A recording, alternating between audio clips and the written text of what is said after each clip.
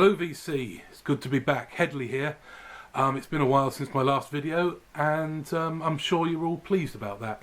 But I am back and this isn't unfortunately the next instalment in my country rock chronology. I will be doing that at some point.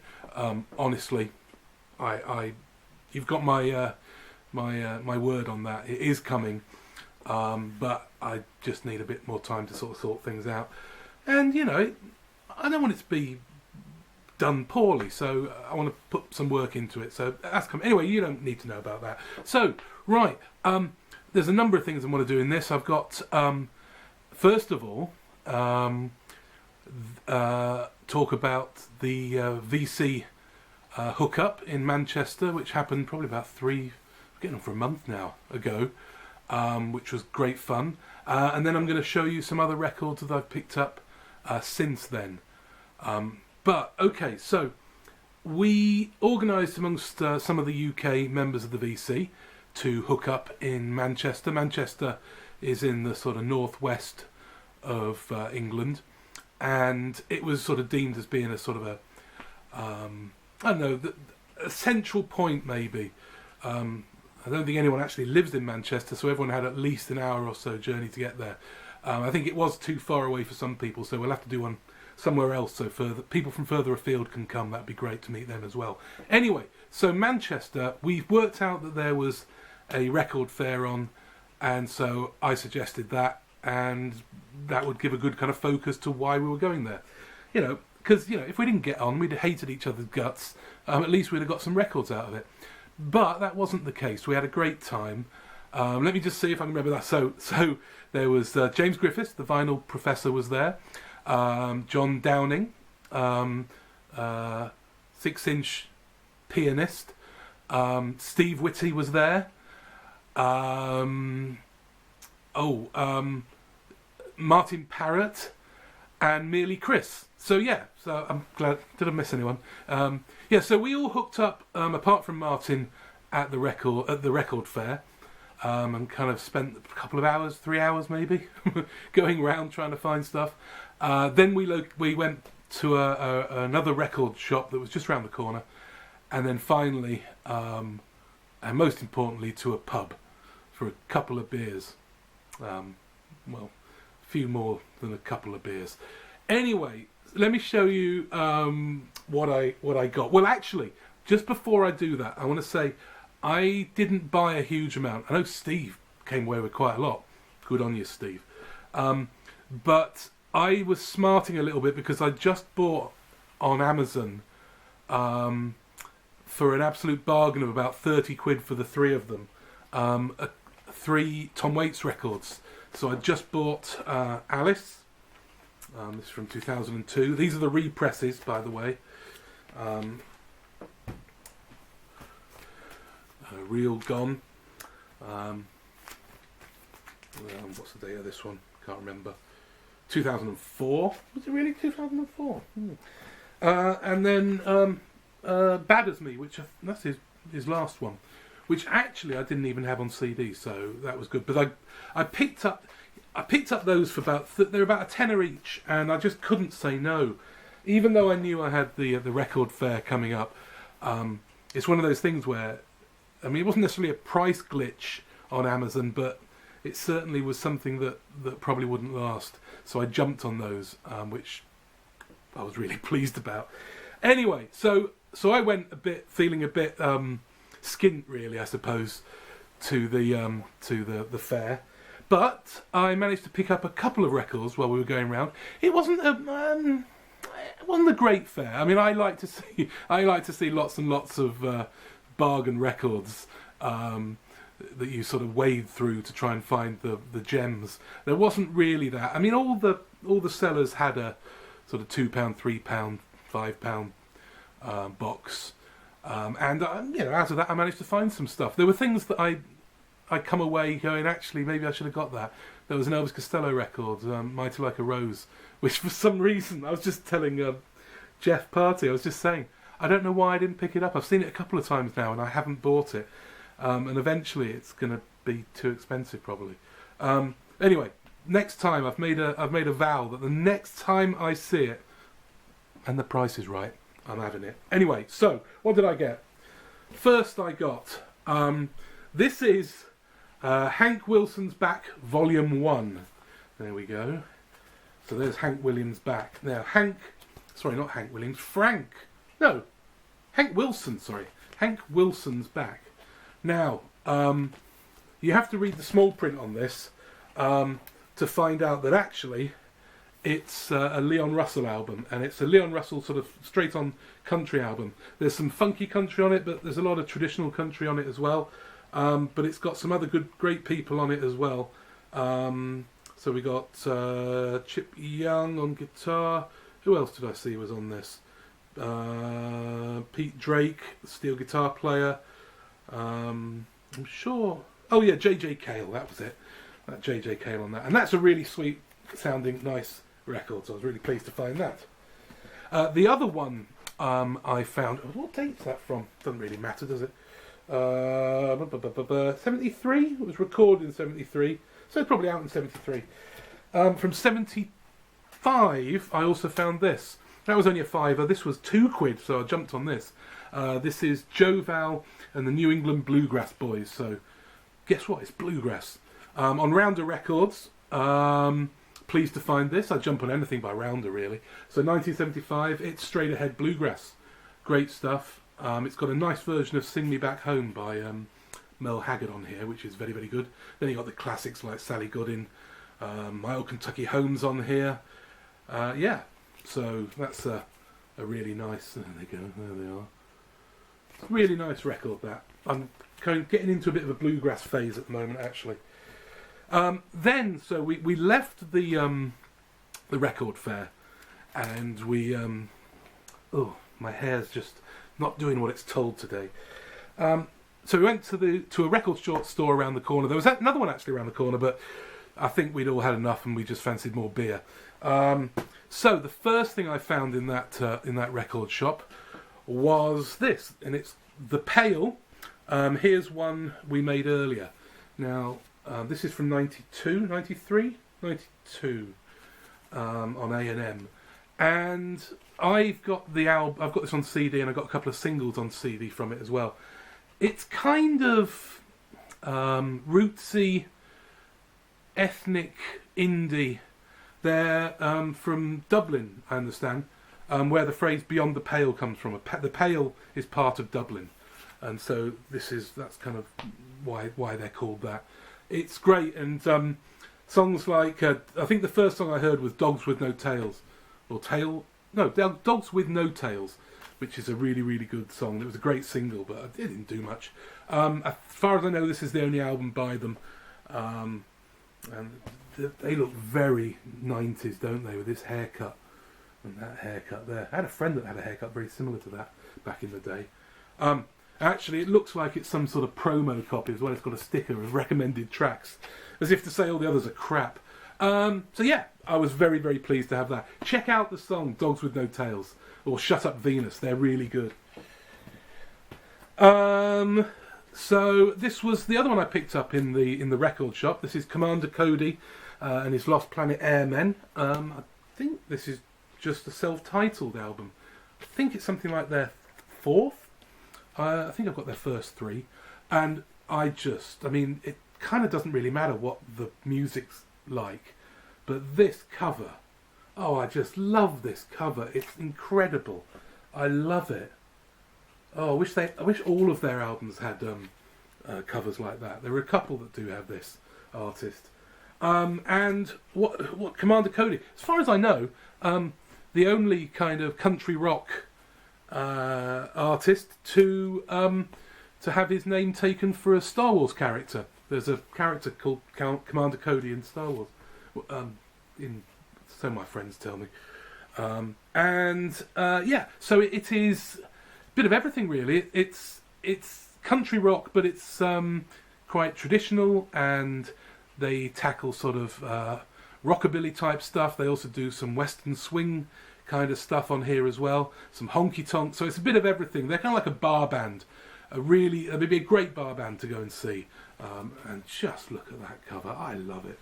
Okay, So that was our trip to Manchester, and I hope that we're going to do it again sometime because it was great. We all ended up in the pub having a whale of a time, chatting about records and the VC. And I think it ended up with me and John leaving about 8 o'clock, a little bit worse for wear, getting lost on the way back to the station. Yeah, too much beer and not enough to eat that day, as far as I remember. So to all the guys that went, Chris, Martin, James, John, and Steve, it was great to meet you all. It was a bit weird. I have to say, I kind of said this to someone later, that there was a slight sense of a disconnect, that you're familiar with these people after watching their videos, and then you meet them, and although you recognise them and you know it's them, there's something quite different. There's something, you're used to watching them on a little screen, and then suddenly they're stood in front of you.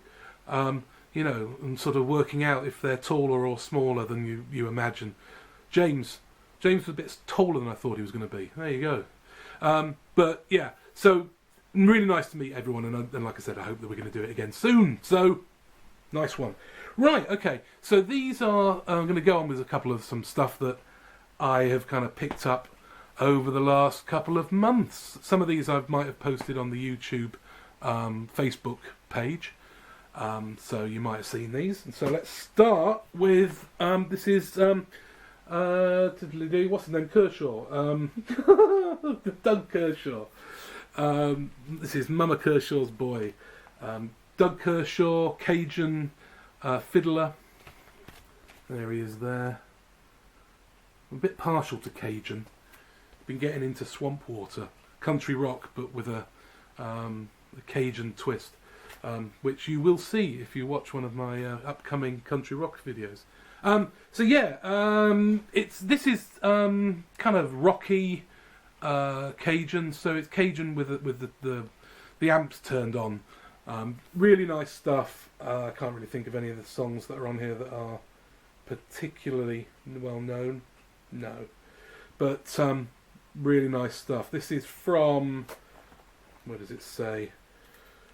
74. So yeah, that's a nice cover as well. I like that one. So that's Doug Kershaw. The next one, this is Sail Cat, Motorcycle Mama. This is a rather nice gatefold actually. Take the thing off it.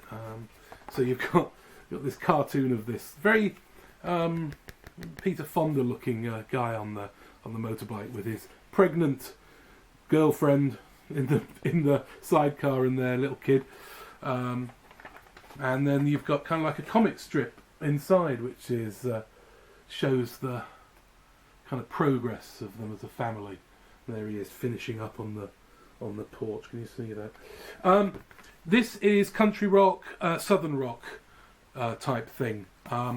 It doesn't rock as hard as it should, but it's nice enough. Two guys, Court Pickett and John Weicker. This is from 72. This is on Elektra. So it's a nice album. If you like country rock, southern rock. Okay, Doc Watson, Out in the Country. Great country folk guitar picker. Blind from, not birth, but he realised that he wasn't going to make a living as a, using it, as in a manual labour or anything like that.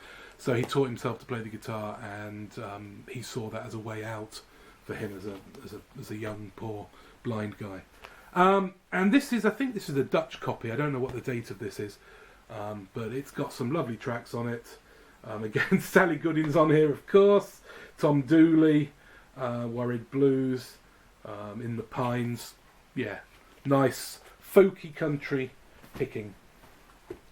And then we've got Jack Clement, and this is All I Want to Do in Life. This is from 78, 76, what does it say? Did I just poke the camera with the... 78. Did I just poke the camera? I'm sorry about that. Okay, so Jack Clement is probably better known, really, as a producer. He produced quite a lot of Johnny Cash's records. And this is an interesting record. It's kind of a country folk with slightly baroque, slightly psyche kind of feel to it. It's interesting. It's a nice album. I mean, there you've got him sat on his swing with his mandolin. Cowboy Jack Clement, he's known as. Which he doesn't look very much cowboy in this one. He looks more rural, more sort of, I don't know, pastoral. So yeah, that's a nice album. I haven't really listened to it a lot. It's got Good Hearted Woman on it, and nothing else that I would know. There she goes. That's not the Lars. Yeah, so Jack Clement. Back with more country. This is Tom T. Hall. Now, Tom T. Hall can be very good or very, very bad. Well, not bad, but just a bit boring. And this is good. This is actually one I've got on CD that was released, or re-released, not so long ago. I say not so long ago, it's probably about 15 years ago. But this has got the famous, the year that Clayton Delaney died. Oh, this is called In Search of a Song, by the way. And it is from 1970... There. Yeah, I don't know. And it's a great one. And I'll tell you what else is on this. It's got a song called Tulsa Telephone Box. Oh, sorry, Telephone Book. Which, there's a brilliant tribute album called Real, the Tom T. Hall Project, which Calexico do a version of that, which is great. And his version is pretty good as well as It Sure Can Get Cold in Des Moines. Yeah, this is good Tom T. Hall. If you see this one, pick it up. Bit more bluegrass here. We've got David Grisman, Early Dog. This is on the Sugar Hill record. This is from 1980, but I'm assuming it's recorded earlier. David Grisman, really good sort of bluegrass player. And on here you've also got Del McCoury. Is it who? And Jerry McCoury, who would be the Del McCoury band. They did an album with Steve Earle, The Mountain. So it's great, yeah, it's really nice. Straight ahead kind of bluegrassy. He's also influenced by Django Reinhardt and stuff like that, so there are elements of that as well in here. But he would later on work with Jerry Garcia of the Grateful Dead, David Grisman. Nice bluegrass. This was one I wasn't sure to pick up. This is Dan Fogelberg. Home Free. Now I've got one album by him already, and it's kind of that Eagles-y country rock, bit like I suppose the Eagles, or a bit maybe Jackson Browne, that type of stuff. And it's a little bit, dull really. It's just not really got a spark to it. But this is an earlier album of his from '72 on CBS, and yeah, it's pretty good. Kind of stripped back, a lot of piano work. There's a lovely final track called The River, which is a nice sort of lolloping, rocky kind of workout, which kind of goes on and on and on, and it's really good. It reminded me of some of Led Zeppelin's lighter moments. So yeah, Dan Fogelberg. Okay, just a few more. This, people might have seen me post this. This is Little Feat, two originals of. So, I'm sure you know these. It's where you get two albums by them. So this is their first album, Little Feat, and their third album, Dixie Chicken. I just said actually to someone on the YouTube Facebook group that I really fancied getting into Little Feat. I've got one album by them already, but it's nice to certainly get the first one. And these twofers, I think, are brilliant. I mean, generally speaking, some of them, the covers are pretty awful. This one isn't too bad. There is one, I'm trying to remember who it is. I was talking to Sean Schlock about this and trying to wonder how many of these there were, and so I went on Discogs and had a look. And there is quite a huge number of these two originals of series. Some of them are either French or German or English. I'm not sure if many of them were released in the US.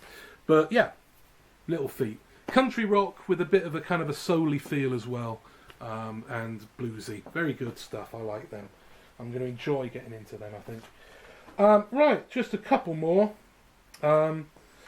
So this is Stan Philo, Hot Wheels. Look at him playing his National Steel guitar on his chopper. I mean, again, great cover. This guy has got a voice not too dissimilar to Johnny Cash.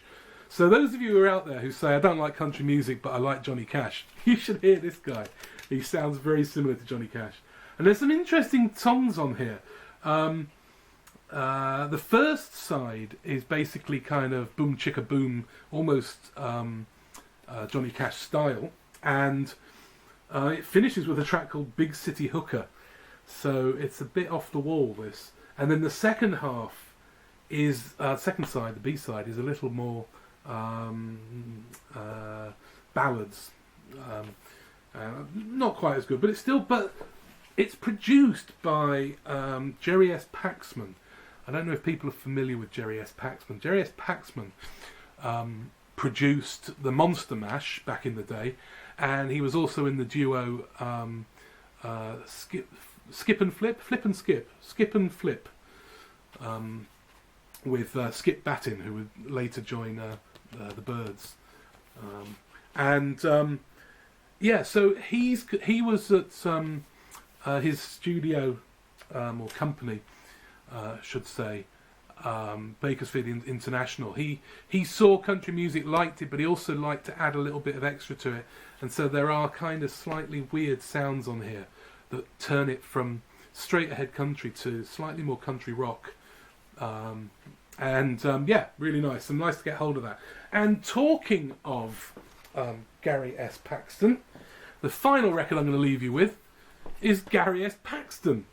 And this is the astonishing, outrageous, amazing, incredible, unbelievable, different world of Gary S. Paxton.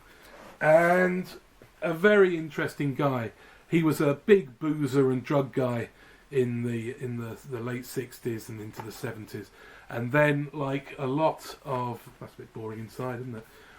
Like a lot of the sort of country music, country rock kind of guys in California, found God, became a born-again Christian. And this album is that after that point. So it's basically an album... so we got songs like... we got... I Wonder If God Cries. What you gonna do when you ain't got when you ain't a kid no more? Jesus keeps taking me higher and higher. Anyway, it's a very extroverted album. It's not really country. It's got some country on it, but it's more. There's some soul on here. There's some sort of freaky kind of freak beat stuff. And check out Victim of the System, or You Ain't Smoking Them Cigarettes, Baby, They're Smoking You. But yeah, check out Victim of the System. John, check out Victim of the System. It reminds me of very much of some of kind of blaxploitation stuff, but done in a kind of different way. So yeah, there's a second one of these that I might try and pick up if I can find it. So yeah, Gary S. Paxton, interesting guy. He was nearly killed, actually. He was shot and supposedly, allegedly, by a guy, a hitman that Vern Gosdin set on him because of some contract thing. Anyway, I'm going to go until I see you again. So bye bye for now.